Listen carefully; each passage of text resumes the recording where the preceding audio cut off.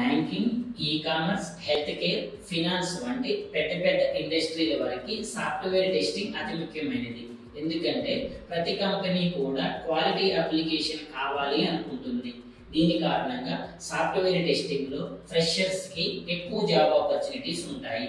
అదే విధంగా ఎక్స్పీరియన్స్డ్ కూడా హై డిమాండ్ ఉంటుంది. Junior software tester, senior software tester, manual and automation test engineer, QA analyst, QA architect, ఈ 5 roles 2025 లో high paying career paths.